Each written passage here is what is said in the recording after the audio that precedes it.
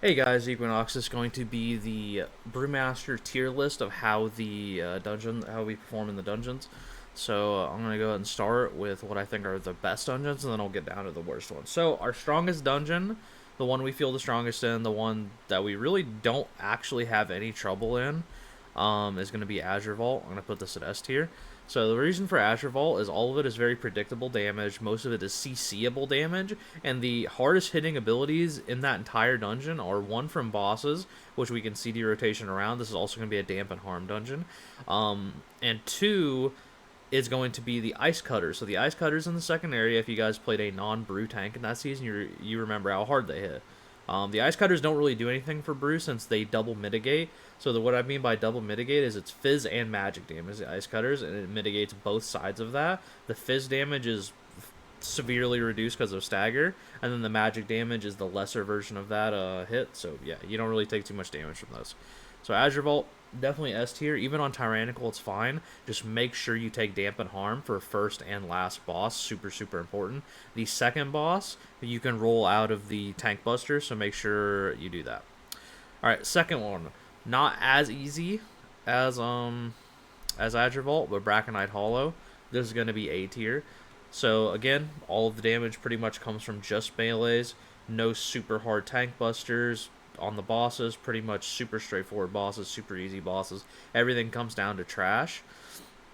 And again, most of it's magic melee damage. So last season, in season 2, this was much harder because the Shapers had their cast. That was removed, so a lot of magic damage was fully just taken out of this dungeon. So this will be significantly easier for Brew now.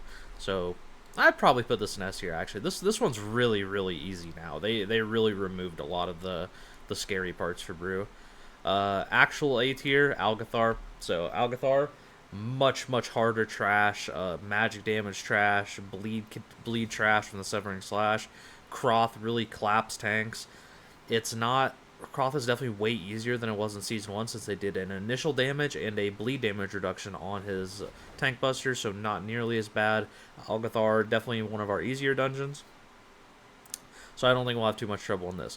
Now let's get into the slightly harder ones. So let's start with Neltharis. I'll put this in B tier. So Neltharis has a lot of magic damage tank busters, mostly from the Blazing Slash. You cannot dodge these. You cannot roll out of them. They do not. The timer doesn't reset anymore. So if you roll out of them, they'll just cast it when you walk into melee range again. So that'll be a lot harder. The second boss, Chargath, now has a massive tank buster as part of his intermission mechanic. So that'll be significantly harder.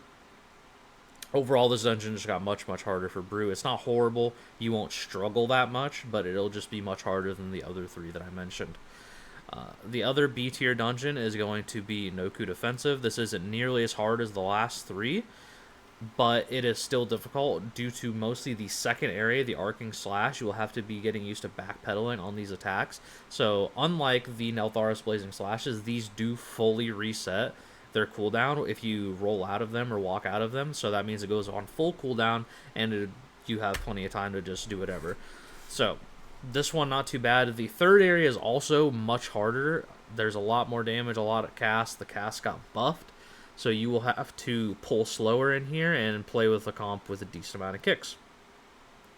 But overall, not too bad. Playable, completely fine. Just requires a lot more focus, a lot more effort.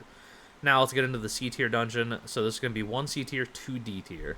So C tier, probably expected Ruby Life Pools. On 4, I'd say on 4 and Tyrant, we're definitely going to struggle in this dungeon. The reason being is super heavy magic damage. Like insanely heavy magic damage. First area, lots of magic damage. First boss, lots of magic damage. Second boss bleeds. Third boss, magic damage. Yeah, it's pretty much the full riddle magic damage dungeon.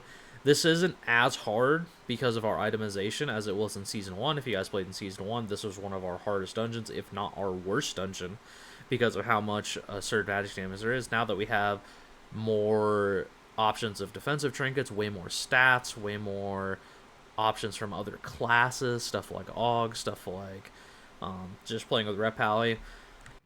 There's a lot more tools at our disposal, more absorb trinkets.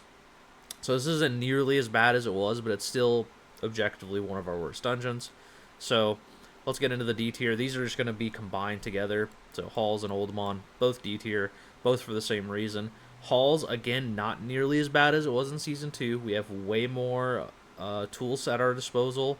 The trash got nerfed quite a significant amount.